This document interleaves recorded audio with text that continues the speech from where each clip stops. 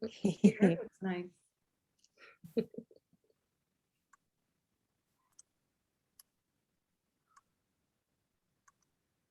We're going to allow folks to come on in and then we'll get started.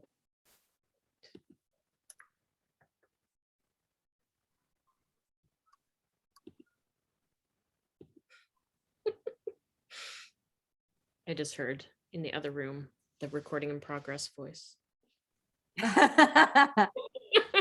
Is Dan on? I guess Io and Dan are watching. Yeah. No. See how long Io will last. Say hello to the fans in the chat. Hi, everyone. Hello, everyone. All right, why don't we get started? Hi. For folks in the chat, you are welcome to change your chat settings so that it says to everyone instead of to hosts and panelists, and then you all can interact with one another. And good evening. And welcome to tonight's live online author event with Greenlight Bookstore. I'm Kay from Greenlight Bookstore, and we're thrilled to host tonight's event with Leanne Brown, launching her new book, Good Enough, a cookbook, embracing the joys of imperfection and practicing self-care in the kitchen. She will be talking tonight with Hawa Hassan, so you're in for an excellent time. Before we start, I just want to say a huge thanks to Leanne, Hawa, and the team at Workman for making this happen, and to all of you for showing up. Although we're not able to host events in our store spaces right now, our community of authors and readers is still here. We are grateful for your support and for the chance to make space for conversation and connection. Now, just a couple of housekeeping things. In our Zoom webinar tonight, you can see and hear the speakers, but they can't see or hear you. They can see that you're here though, and there are a couple of different ways that you can interact with the authors and with each other throughout tonight's event, which we highly encourage. The first is the chat, which you're all familiar with now, which you can find by clicking on the icon that looks like one speech balloon. You're welcome to post your comments and thoughts in the chat. It's a great way to show your appreciation for the authors and interact with fellow attendees. Now, if you have a specific question you'd like to have answered by either author, please post that question in the Q&A module. You can find it by clicking on the icon that looks like two speech balloons. We'll be pulling questions only from the Q&A to be answered in the later part of the program. And importantly, tonight's featured book, Good Enough, is available for sale from Greenlight Bookstore. You can shop in person from 10 a.m. to 8 p.m. at both our Fulton Street and Flatbush Ave stores, where you can purchase Leanne's book and many others on site. You can also order online at greenlightbookstore.com for quick pickup at the store or for shipping anywhere in the US. The buy link is in the chat. As thanks for attending tonight's virtual event, we are offering 10% off the featured book. Enter coupon code GreenlightEvents10 into the coupon discount section at checkout online for 10% off. If you care about supporting the careers of authors and the ongoing existence of independent bookstores, buying tonight's featured book is a great way to show your support. Our interviewer tonight is Hawa Hassan, a culinary triple threat, dynamic chef who's currently making dinner right now, recipe developer, and entrepreneur. She's the founder and CEO of Best Sauce, a line of condiments inspired by her home country of Somalia.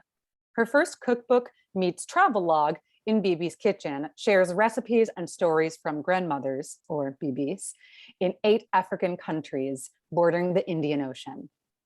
She will be speaking with our featured author, Leanne Brown, whose birthday is today.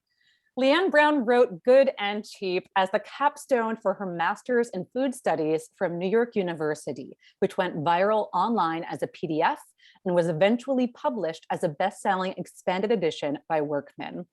Brown has given talks to packed audiences at universities, food banks, farmers markets, and community events in more than 40 cities throughout the country. The Canadian-born author now lives in New York with her husband and daughter. Brown's new book, Good Enough, is a cookbook as much about the healing process of cooking as it is about delicious recipes. A generous mix of essays, stories, and nearly 100 dazzling recipes, Good Enough is a deeply personal cookbook, ultimately about learning to love and accept yourself in and out of the kitchen. Leanne, if you would like, you may start us off with a reading from the book, and then she will be talking with Hawa and with all of you. So please take it away, Leanne and Hawa. All right. I would love to do a reading. I'm kind of excited that I get to do a reading from a cookbook. And it's not a recipe. So I'm going to read to you my essay, Perfection is a Liar. For perfectionists, the phrase good enough is deeply unsettling, even threatening. For most of us trying to make it in this high pressure culture, it sends a chill down the spine. Not overachieving can feel like failing on purpose. How dare you give up at good enough? I'm here to tell you that perfection is a fantasy, so it doesn't make a great goal. Good enough is not settling. It is your best. More than that, I want to just say, it's not just your best, it's also what's best for you. And your best is a real standard. Your best is always good enough. This is not some kind of indefensive mediocrity. It is deeply fulfilling to try your best, and to give your all is life affirming. You can be proud of your best, fulfilled by your best, but your best looks different from day to day. Sometimes getting out of bed and eating dry toast is your best. And sometimes it's hosting a 10-person dinner. Perfection is a delusional standard. We think of it as a benevolent yardstick that drives us to do our best, but at what cost? Do we want to live a life of achievement without a sense of ever having reached a destination? Always working and planning and never able to sit back and be proud? Never peaceful, always criticizing and in pursuit of a fantasy? Wrenching ourselves out of the fantasy of perfection can be unsettling. There's a lot we have to face if we are to live in reality. The pain of the time we have wasted worrying and scheming for perfection when we could have been loving and creating. The life we missed. The fact that we are not in control of how others see us. We are not even in control of what our best is. We are not in control of the talents we are born with, our personalities, or how we grow into who we are through the experiences we have. We are the products of so many factors outside our control. But good enough has a higher meaning than the imperfect. It is also a declaration of belonging. I am good enough. What I have to give is good enough. What I have done is good enough. It is revelatory and celebratory and human to accept that you are good enough. We are good enough. So it is. Good enough is being free to do things in the way that feels truly right to you. For most people, that means taking care of yourself and the needs of others, especially those that you love. Freedom means that a good life or a good meal doesn't look one particular way. It's all about what works for you. I'm going to stop there. That's so beautiful. Thank you. My God. I mean, every word. I get like slightly misty-eyed reading that part, especially about how just we're all good enough. And I just feel that. And I feel so honored to be here with so many friends and family supporting. Yes. Happy birthday. I just want to say thank you for having me. You and I are real friends in real life. So it's such a treat to be doing this with somebody who I so often go to for advice and talk about all things with. And I'm just excited to be here to be able to celebrate you and to be able to bring in this new project into the world with you. So thank you for having me and happy birthday. Thank you. Hi, Before you start, I have to talk about Hawa is like such an amazing friend. She's always there and she has the perfect, I'm going to say perfect because sometimes it's true, the perfect combination of kindness and truth telling. She will always tell you the truth in the kindest way. And I love you for it. Thank you. Sometimes I feel I can be a little aggressive, but thank you for saying that. That makes it so well. And I always feel the love from it. Thank you.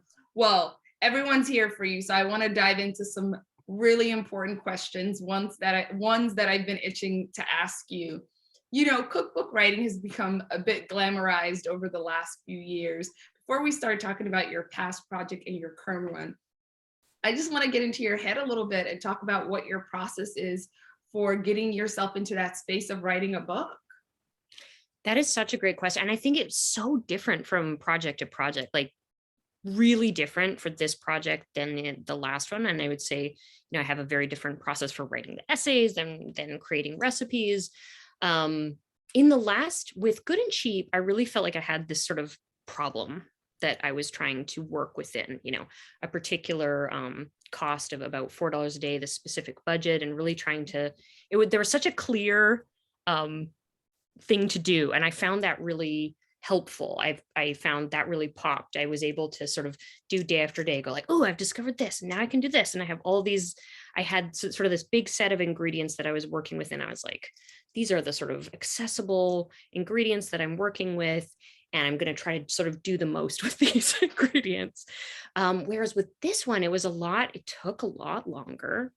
And it sort of had to like be pulled out of like my heart and my experiences. And it took a lot more sort of going quiet, a lot more reflection, a lot more kind of going back and going, oh, did I really mean to say that? Or did I want to say this?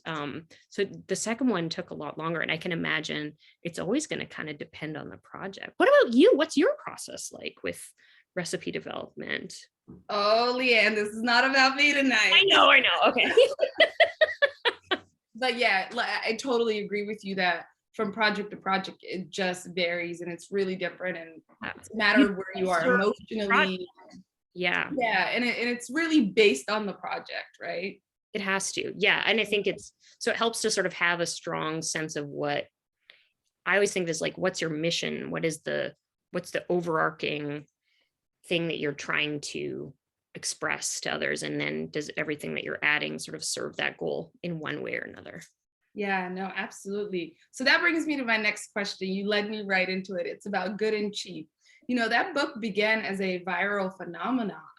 I don't know if a lot of people on here know, it still remains the most successful cookbook project ever recorded by Kickstarter. You talked a little bit about the inspiration for that book just in the last question, but can you dive a little bit deeper into that? I think that, when I tell people we're friends, at the very first, Good and Cheap. I mean, it today is such a staple in people's homes. So bravo for creating that. But can you tell us a little bit more about where you were at the time? I know where you were, but can you tell us? Yes.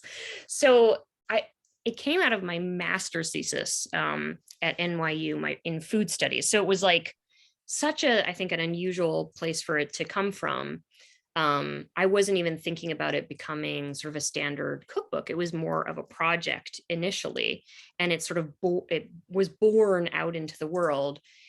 And it really came from being lucky enough to get to sort of study food and be interested in sort of all the problems that we were coming across, and being most, I think, called to and moved by sort of ongoing inequality that is like rampant hunger and inequality in America. And I mean, of course, all over the world and in Canada as well, where so many people here are from, but in particular in the United States with this program called food stamps, or SNAP, which is this government-run program that started, in the 1930s around the Great Depression, and is sort of this wonderful, on the one hand, really helps so many people, is so essential, and yet also incredibly problematic program. And I was sort of moved to discover that there are millions and millions of people who are living on around $4 a day, which is the average that a person living on SNAP has to work with. And I really discovered that I had something to offer here. I just felt that, I, as a pretty competent home cook, I know how to kind of make a lot out of a little. And I just thought, if there's some way that I can share this hope, I saw this sort of, this world where there was sort of a sense of hopelessness, of like all these beliefs that, you can't eat well on so little, and you certainly can't eat the foods that you want. A lot of people really people saying that who didn't know what they were talking about, but also people then believing it and experiencing it and feeling sort of a sense of hopelessness. And I wanted to, not in an untruthful way, not in a Pollyannish sort of like, oh, everything's fine way at all. You have to like be careful with that line.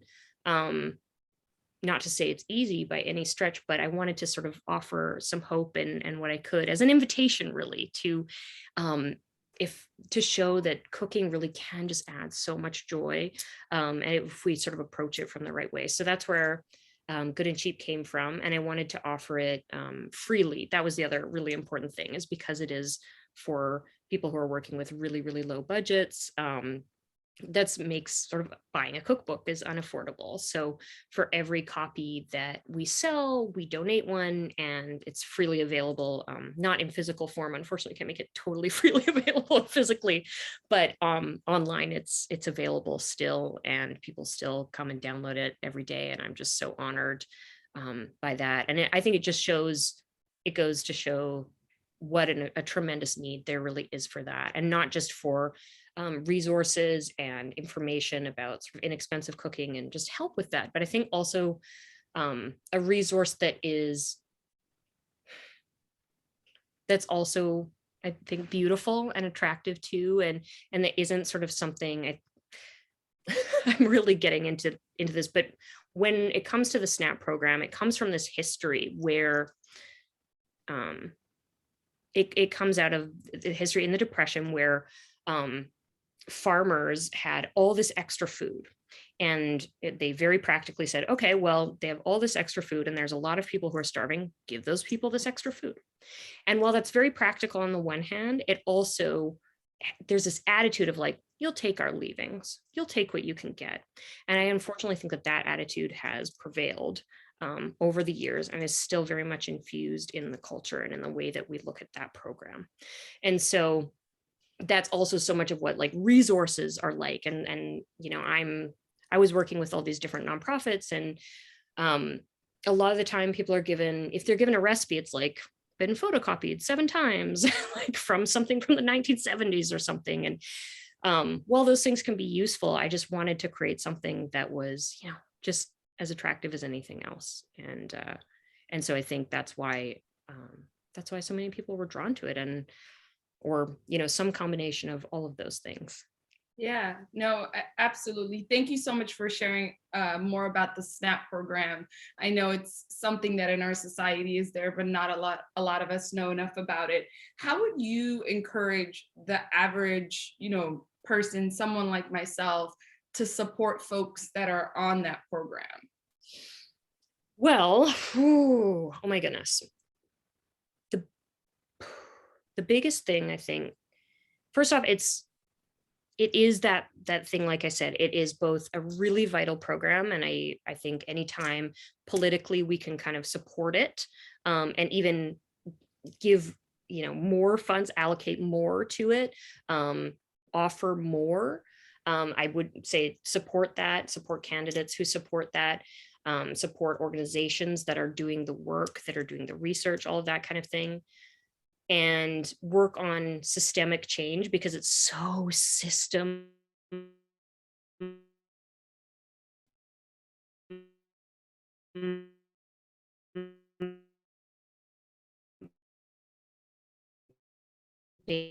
despite working enough money, despite working 3 jobs, who, all of that kind of thing. It's really all these layers of inequality.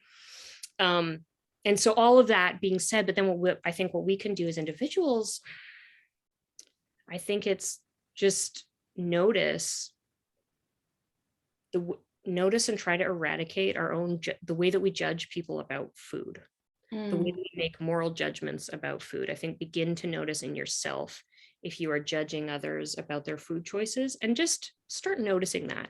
And even, it's not just about the way we see, you know, at that moment at the checkout counter when you might be going, "Ooh, what's that person buying?"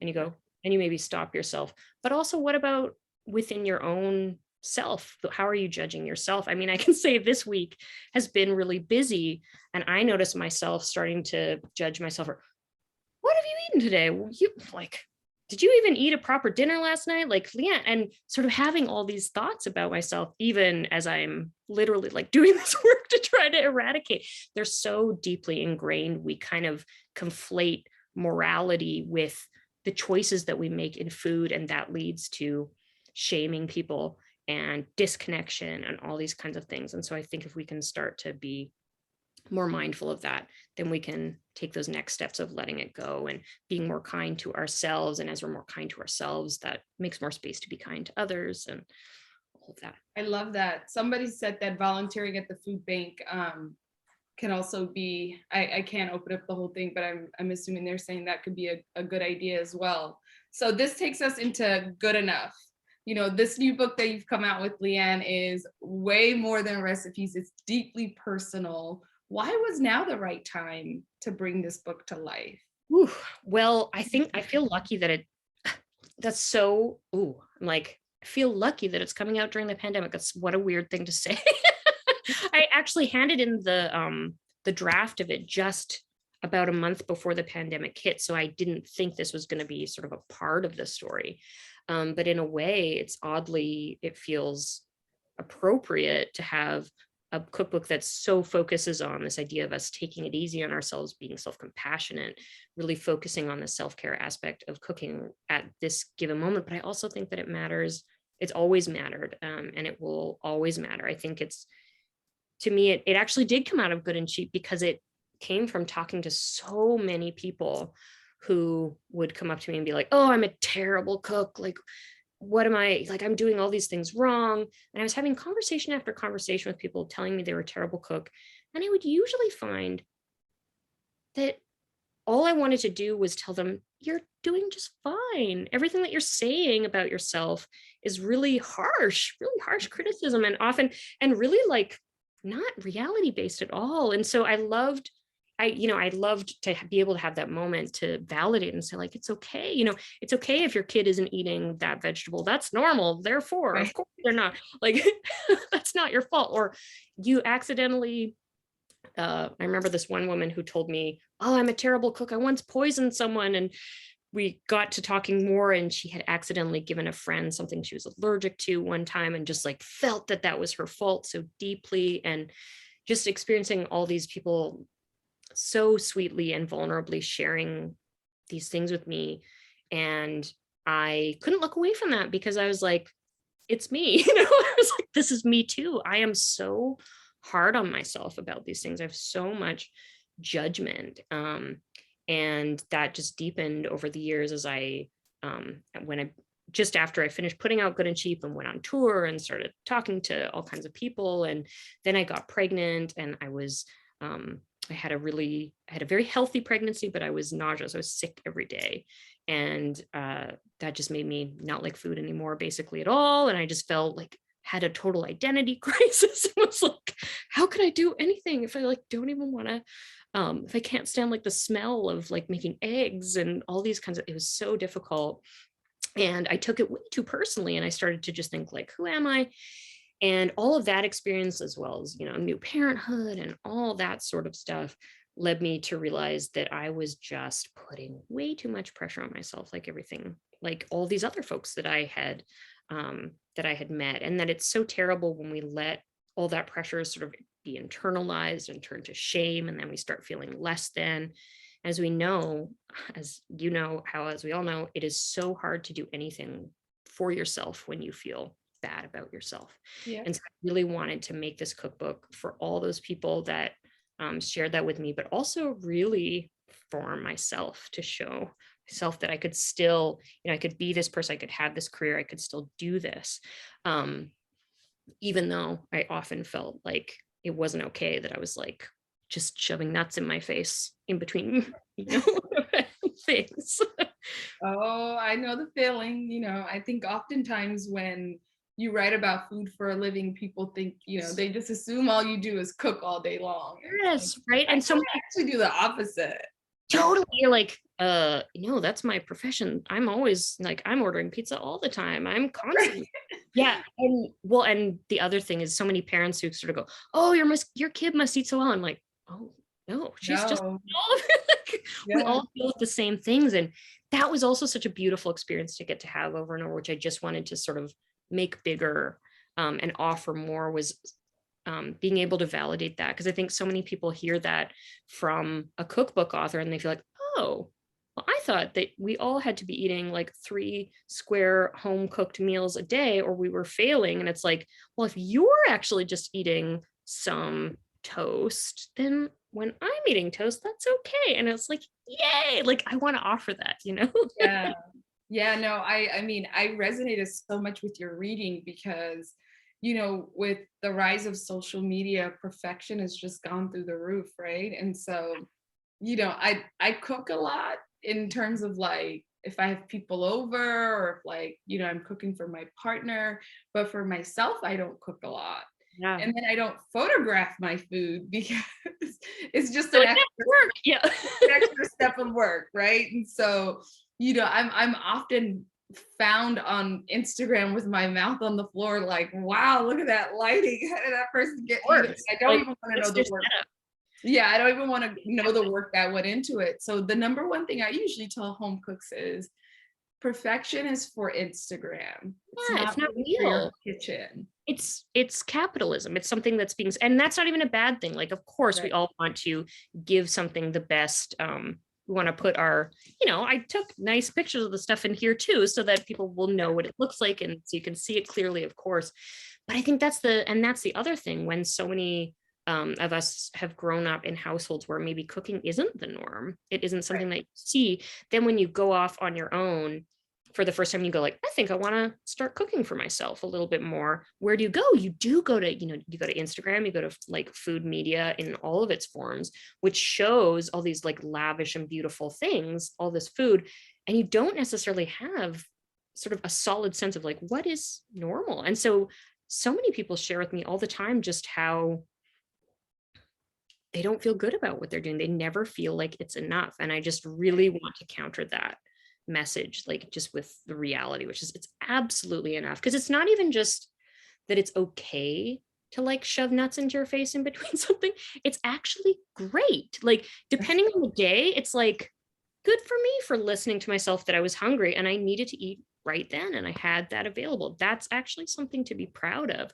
And it's such an important sort of shift when we can go from feeling bad about ourselves or beating up on ourselves for something like that to actually not even just it being neutral, but actually being like, I'm kind of proud of myself. Look at the way I took care of myself. Like, one of my sister-in-law, one of my partner's sister, texted me a few days ago, and she said, she sent me just this picture of, she was making some instant like microwave rice and she was putting some leftover bits into it. And she was like, the good enough attitude is making me feel great about this meal I'm making. Whereas a couple weeks ago, I would have felt really guilty, like this was sort of like a bad kind of meal to have. And instead, she said she was making it and she noticed that it was actually delicious and it was totally good enough. And it was, yes. That. I love that. That's really, especially in these times we're in, so many things are working against us. That's actually the spirit. The reading was so touching and so timely. Can you walk us through your favorite recipe in the cookbook? I know it's like choosing your favorite child, but it's hard. It's tough. I have been sharing my favorite one for like January, this very dark and cool time, is the citrus refresher pasta. Yum. Oh, and remind me, I want to talk about the TLDR quickly. Okay. Is the thing at the top of these of all of the recipes. So this one is all the like common citruses, lemons, limes, and oranges, and you take the zest and the juice and you squeeze it all together, add some olive oil and a little basil, a little sharp cheese, like some Romano, some Parmesan, whatever. I mean, whatever you have around, skip the basil, it's no big deal. And you toss it with, I use spaghetti here, but it could be any pasta. And it's just like so zingy and delicious. And I crave citrus so hard at this time of year, like just anything to sort of wake up the senses and feel that sort of blast of summery something in the cold winter. So I absolutely I love that one. And I think I came up with it like in the middle of winter. It was just like following the rhythms of nature, needing to like feel that brightness. Okay, I'll have to make this next week. It's a good one, and it's so quick. Like it's really put those things together, put with pasta, toss together, lovely. Get all those aromas that come together. I'll be sure to take a photo for Instagram this time. Please do. And when you put like all the citruses together, it's like something magic happens and they become like a new mega citrus. I don't know. It's magic. Oh, I'm looking forward to it. I'll have to tell you how it turns out. So for some lighter questions, I when I was going through my book tour, I was like, why isn't anyone asking me like things I like to do? Why is it all about the book? So, what are some ingredients you absolutely cannot live without, or would encourage just a home cook to have in their pantry, in their everyday pantry? I'm going to sound like a broken record after I just suggested the citrus, but like lemons and limes and citrus, I think is so, and my friends, and there are many of them here, will tease me. And if we cook together, they're like, should I add lemon zest to this? And it's like, yes, of course you should. Like you should literally add it to everything. I put it in my oatmeal. I put it in like any kind of pasta. I put it at the top of the soup. Brian says so true. Like, it's true. I think it adds so much. It's like when we think about seasoning, of course we think about salt and we think about spices, but we also want to add that sort of that brightness and that clean, that acid that really like cuts through and does season things. It's just magical. And it's one of my favorite things. I remember once meeting this little girl at an event and showing her how to zest a lemon. And she was so thrilled by it. And she could like just see how she was like playing with it on her hand and seeing how the oil touched her skin. And she was smelling it and being like, it smells like candy. And it was just so sweet. And because it really is, they're incredible. They have the zest, which is worth so much. And often people will just throw that out too. So it's another thing. I just always zest your lemons and limes. Don't just use the juice. Yeah, I love that tip. I gave that tip out a lot for Turkey Day for Thanksgiving. I was like, cut the fat with a little acid. Yes, exactly. Or hot sauce too. Yeah. So what is your hope for this book, and what do you want us as the readers and the consumers of this book to take away from it? Wow. Well, I think the biggest thing is I want people to feel validated and seen, and like what they're doing truly is okay and enough just as it is. And I want everyone to feel, I want them to feel able to find their own style. And like, that's what matters, that what really works for their life is what matters, not someone else's standards, like yours, and feel empowered to find out what that is. And then when you do realize what it is, that it's enough. And whether that's sort of in a basic way, like going like, yeah, I love lemon zest. I am going to put it in everything. And love that about yourself. Or just on a more deep level, finding a way to allow yourself just to take care. I've talked a lot about we focus so much when we focus on cooking about the outcome, about like, I made the perfect sourdough. And it's like, that's the focus.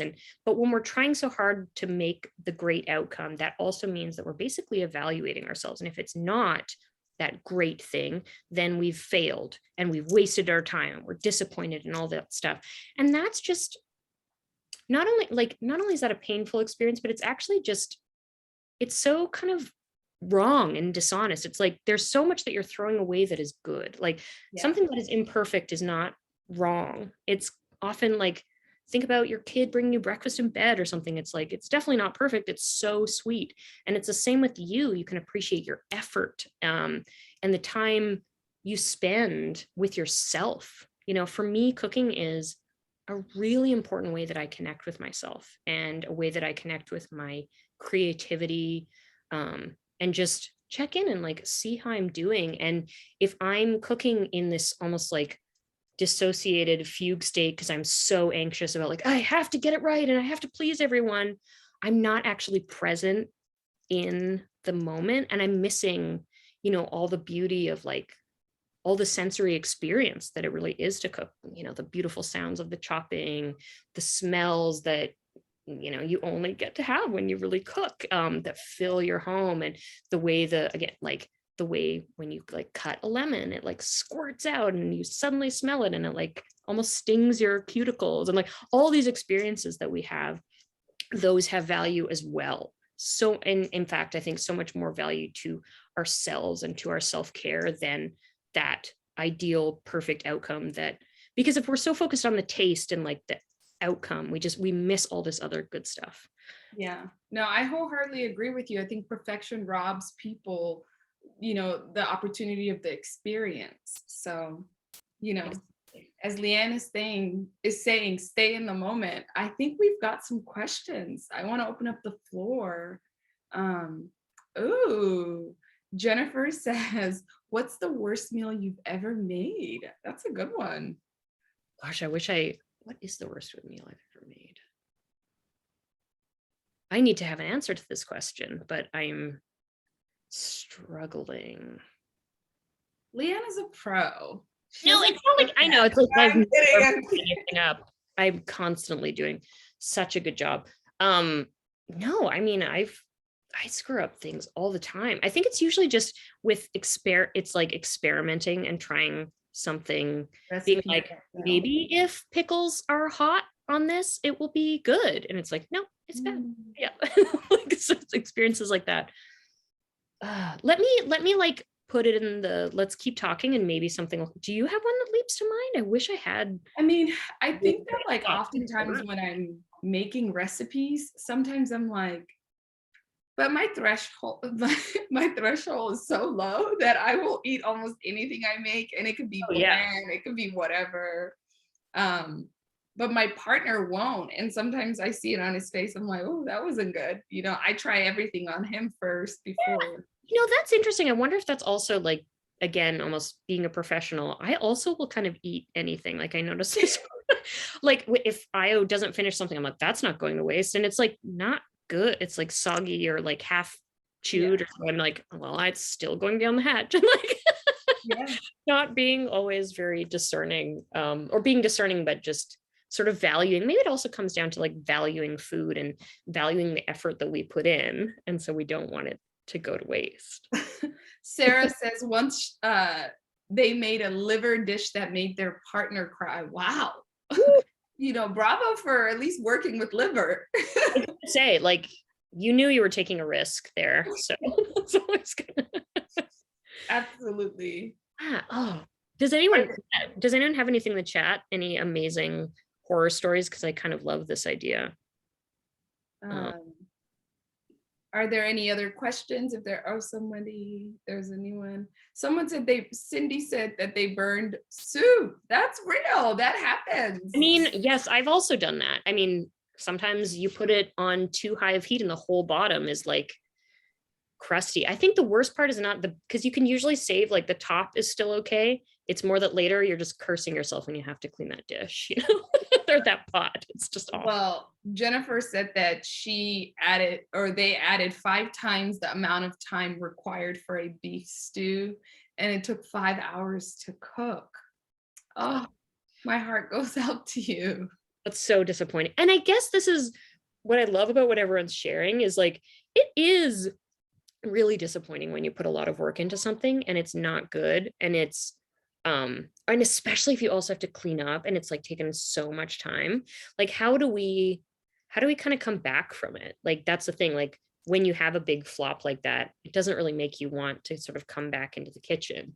But I think that, not to be too cheesy, but I think that like over time that when we're not so hard on ourselves, when we don't like assume that that's abnormal, I think that's what can keep us coming back. And also that, you know, for most of it, it just really is a reality. We're going to have to cook. We're always going to have to feed our bodies in one way or another. And cooking is this really great way to sort of elevate those experiences. But the more you can be kind with yourself, I think the more you can kind of like, frankly, like bring your heart rate down, like take those deep breaths and be present. And when you're present, you can actually learn and you can start to improve or start to just understand, you know, the edges of cooking and really what's going on, rather than being so dysregulated and anxious and like assuming the worst. Right. And cooking is about repetition, you know, repetition. Totally. Yeah. It's not these TikTok videos that look like perfection happened in, you know, 90 seconds. It really is about, I tell people all the time, you know, when folks ask me for advice, I say, if you've got guests coming, make something that you're good at, something that is tried and true. Something you've made a bunch of times that you can talk to someone the whole time you're making it, and it's not going to be too hard. Yeah.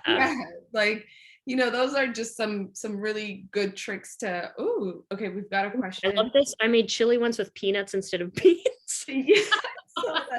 Like so many peanuts. Wow, that would be, although that sounds kind of like it could be, like peanut sauce is great. Like there's a lot of things in there that could work, but I love that. Heather says that they're excited to read your book. They say that okay, we're gonna move on to Greg. When I was 12, I tried making pastries with no pastry experience. And not only did I get impatient about whisking the eggs, I also burnt them so badly that they disintegrated as soon as I Wow. Yeah, wow. Eggs are scary. Burning eggs is no joke. It's a really stinky experience. But 12, that's huge. I mean, but truly good for you. I love the passion and the interest in trying like that. Yeah, at 12, that's fantastic. Heather wants to know, do you have any rules of thumb for saving and reheating leftovers? This is a good one. Do I have a rule of thumb? Yeah, I mean, say like usually like smell it first, because like I'm so not one of those super organized people who's like, I'm gonna label this so that I know how old it is. I just have a general sense of how old a lot of my stuff is. So yeah, smelling it first.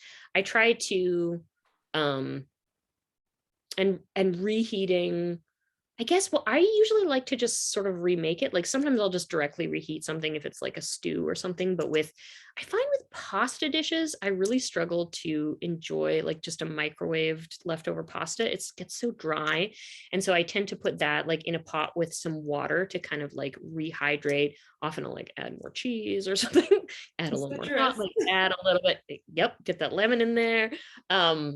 That kind of thing. So it does slightly depend, but I love reusing leftovers, and kind of, I often find it's like a little fun puzzle or a challenge to kind of like take a few things that you have around and like make a fun little bowl out of it. I often think this is so boring, I'm not into this, but then when I actually do it, I feel really proud of myself. Just like Sasha, who texted me. It's like, it really is. It just makes you feel, you're like, oh, I'm so proud of myself. Look how clever I am putting all my stuff together. I love that. No, I have the same rules as you. Like if I'm reheating pasta, I put water in it. You know, I try to get it not to be as dry, or I'll add a little bit of olive oil in it and then toss it in there. So exactly. Those are always good tricks that work. I've also had to get really good at that, because Io, my daughter, has now gotten really discerning and is only like, I only like fresh mac and cheese. And so sometimes like, oh, come on. So I take the stuff that's in the fridge and then I put it in the pot and I like add a little more milk and like do a few little things to it. And then I'm like, it's fresh. Yeah. Are there any things that you're making for Io right now that you feel other parents can try for their children? Oh, yeah, I think I don't necessarily have I don't really have like any dishes I think that's going to blow anyone's mind. We love to make like banana bread. We love making pancakes together. She really likes like baking things where she can kind of add the stuff in herself. We're getting into chopping, but it's a little challenging still. We just like to make things together. Like she sits with me, and I think my thing with her is she'll almost always she really will like try and even enjoy a few bites of something if we've made it together, because she feels a sense of ownership over the thing.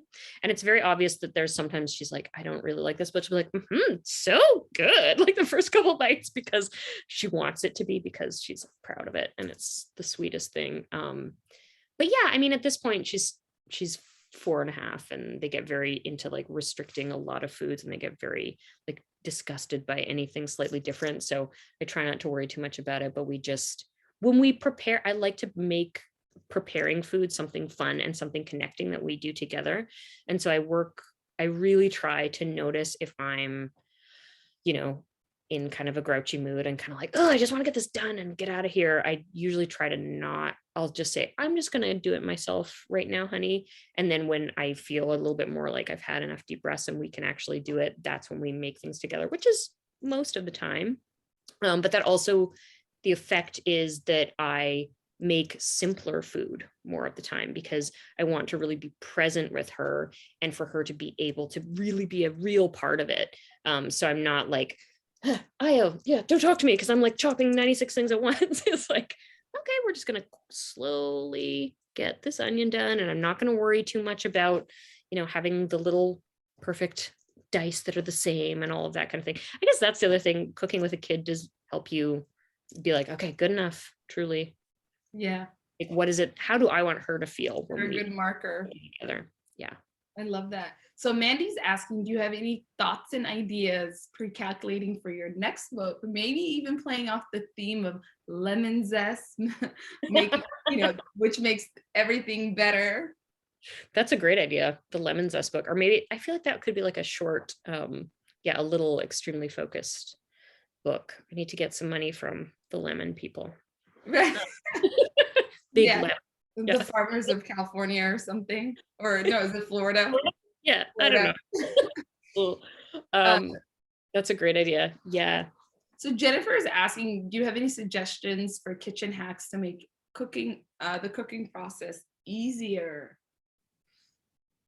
Yeah, I mean, I think Hawa, what you were using, the delightful Instant Pot, is definitely, I mean, truly, it's like that's everyone. I'm cooking a stew as we speak. I think that is something that makes cooking easier. I think a lot of people find that dinner time, when you okay? My phone just fell. I think that figuring out what time of day you are sort of have the energy to cook, and then doing it at that time of day, not feeling like, oh, I have to cook at dinner time, because a lot of the time that's a really hard time to get yourself to do something focused when sort of just coming off the stress of the day.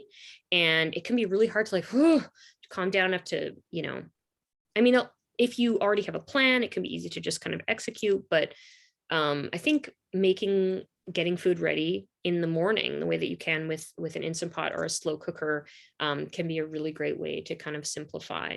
And then also, truly, if just being simple is a really important value to you, which it is totally legitimate, I think also doing a lot of repeat meals is great. And just when you're doing a lot of repeat meals, just being mindful of trying to have try to make sure that it's got a decent variety of foods in there, you're getting, maybe you can rotate the vegetables within it seasonally. You're like, we do like a roasted veggie pasta dish, and that's what we do, and we just put whatever the veggies that we can find and that are inexpensive or that are seasonal right now, and that's kind of what we do. And yeah, and if you have kids, like getting them involved, getting them to do some part of it, making it also, I think just making it part of the family's work or play that you do together, and making sure that's not one person's job to do all of the parts, because that's what leads to the sort of disconnection, that sense of like one person having to perform for the others, when it's really like, this is for everybody. This is very much something that everyone benefits from. And I think then it's much more connecting, and then there isn't that sense of also evaluation that I was talking about, where we're so focused on, this is do we all decide this meal is delicious or not? It's like, well, we all made it together, and we're all invested in it being good because we worked hard on it. And so you'll be a little bit more gentle, I think, in your critique and feelings about it when you make it yourself, or you're a part of it. I love that.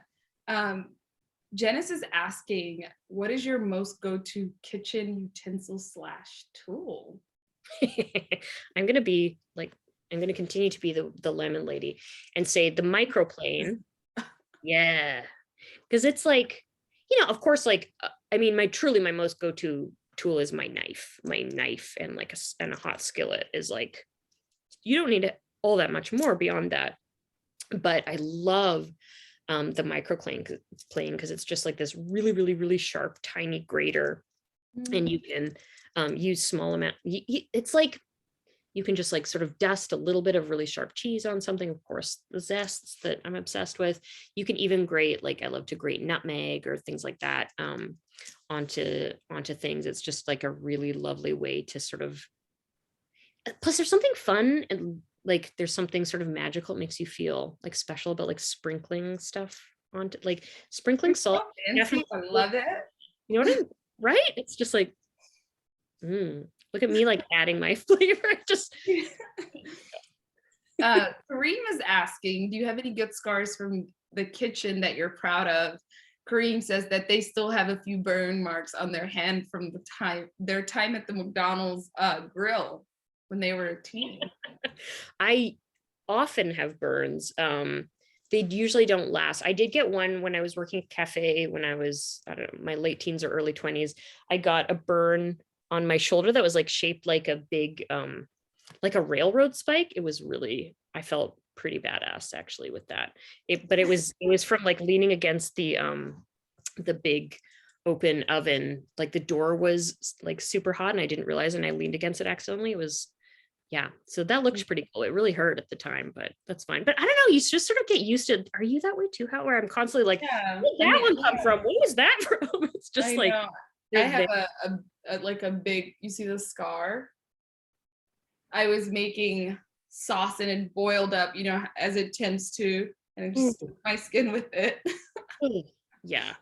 I mean, steam burns are almost the worst. I feel like that's the most painful, but it doesn't look as bad as like I get them from opening and closing the oven and just clumsily hitting one of the shelves so many times. I say I have kitchen hands now, which yeah, it's like I gotta stop being proud about that. Where you can touch it. Asking, yeah, it's like, oh, Dan is asking, what's your favorite meal / food item from Seinfeld? This is a good group. This is my very dear friend Dan. Dan, we got to go with the babka, right? Of course, chocolate babka. I love that. I don't know much about Seinfeld, which is probably a crime to say out loud, but 20 years ago, you're Dan fine. says JR Mints. Oh, Junior Mints. Or Junior Mints. I'm like, JR Mints? Are those the green ones? They're the ones with, well, they're like chocolate covered mint things. I find they're in like a white and green box.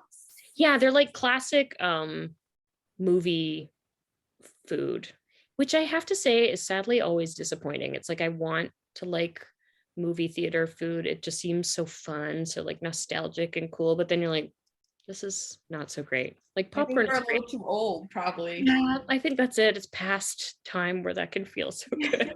Like I could only eat so much popcorn. This doesn't make me feel good. Yeah. I care about food. Greg is asking, were there any food items you dreamt of being able to make or invent when you were a kid? Absolutely. Oh, it's Hannah, by the way. Yes. I want to hear yours too, but I think the biggest one for some reason, I was obsessed with eclairs, like an eclair, like a filled like profiterole with like with cream and like chocolate on top. It just seemed so luxurious. And I think so many of the books that I was really into had like cute little mice like eating in bakeries and stuff like that. And that felt like the epitome of like sophistication, and I really wanted to learn how to make an eclair. And I remember when I did teach myself how to do it from like some YouTube video when I was 20, I felt like like I was really an adult now. I was like, no one can stop me from having an eclair when I want to. And being like that little mouse in the bakery. Huh. Did you have any? My very fancy friend Leanne, everyone. It's so weird. I was just like, oh, that looks so good. Did you have anything that you like really wanted to make? I think part of it was that we didn't let, my mom was like not a fan of us having sweets and things. And I think I got a little obsessed with like anything that seemed like fancy and sweet. Felt like, oh, I need to have that in my life one day when I'm free. Yeah, no, same. I mean, I was obsessed with olives and hot dogs. Needless to say, I don't eat either of them anymore. Yeah, I was gonna say, like, I don't know that you can like have the experience of making your own hot dog, probably. At least it's certainly not gonna be a hot dog. Yeah. And I ate enough of them for a couple of lifetimes. Yeah. I didn't even imagine that I could make things or invent things. Not food anyways. I thought about other things, but so I think our time has come to an end. Bye. Thank you, Well, everyone. congratulations, Leanne. Your book sounds amazing, especially as someone who admittedly is terrified of the kitchen. You're reading misty eyes, as you said, and just based on the participation from folks tonight, it sounds like your book will really resonate with many people. So thank you both for this conversation. It was really lovely to have both of you. And thank you to everyone who came tonight. Happy birthday, Leanne. Happy birthday to your dad as well. And to answer someone's question in the comments that I just saw, yes, the recording will be released to our YouTube page in just a few days. We will let Leanne and Hawa know, and then they, I'm sure, will let you know on their respective socials. And so you can visit our YouTube page shortly to find tonight's event. Thank you very much, everyone. Thank you. It was so fun. Thank you, Kay. Thank you all. Thanks, Hawa. Congratulations, Leanne. Happy birthday. Thanks, guys. Bye, everyone. Bye.